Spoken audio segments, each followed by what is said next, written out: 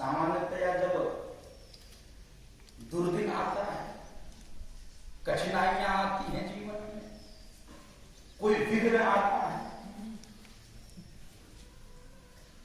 सर्वदूर केवल और केवल निराशा दिखती है, आशा की कोई किरण नहीं दिखती है, केवल समस्याएं दिखती हैं, समाधान का कोई मार्ग नहीं दिखता है। सामान्यतया यही होता है कि उस लक्ष्य को, उस मार्ग को, पथ को छोड़ देता है। विघ्नों को पार करने में अपनी अक्षमता का अनुभव करता है, अपनी असमर्थता का अनुभव करता है और मार्ग से विचलित हो जाता है, पथ को छोड़ देता है, लक्ष्य को प्राप्त नहीं कर पाता है। सामान्य जीवन में सामान्य मनुष्यों के द्वारा यही प्रक्रिया अपनाई जाती है। तो वो सामान्य रहकर ही अपनी जीवन यात्रा पूरी कर लेते हैं, कभी महापुरुषों की श्रृंखला में, महापुरुषों की श्रेणी में नहीं आते। उनकी जयंती नहीं मनाई जाती, उनको याद नहीं किया जाता, उनके चित्र नहीं बनते, उनके चित्र दीवारों में नहीं छपते, उनके लिए कोई ग्रंथ नहीं बनाया जाता है, उनके लिए कोई उत्सव नहीं मनाया जाता है, क्योंकि उन्होंने विघ्न को देखने के बाद अपना मार्ग छोड़ दिया। तो महापुरुष कौन बनता है? तो जयंती किसकी मनाई जाती है? रानी लक्ष्मीबाई की जयंती क्यों हम मनाते हैं? इतने विघ्न आप कल्पना नहीं कर सकते। घर में भी विरोध, बाहर भी विरोध, सर्वदूर विरोध। तो चित्र सबको ध्यान में रहता है। नवजात शिशु को अपने कमर में बांध कर अंग्रेजों के दांत खट्टे कर दिए। लोग कहते हैं बेटी क्या नहीं कर सकती है। बेटी के जन्म के समय जब कई बार लोग मातम मनाते हुए दिखते हैं तो इतनी पीड़ा होती है कि क्या उनको लक्ष्मीबाई का नाम नहीं आता है।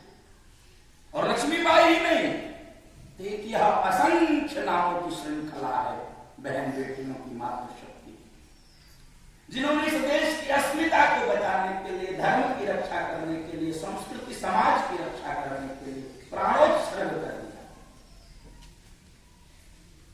कैसी प्रतिकूलता थी, और प्रतिकूलता को जो स्वीकार कर लेता है। संस्कृत में श्लोक है, प्रारभ्यते न खलु विघ्न भयेन नीचैः प्रारभ्य विघ्न विहिता विरमन्ति मध्या विघ्नैः पुनः पुनरपि प्रतिहन्यमानाः प्रारभ्य च उत्तम जनाः न परित्यजन्ति।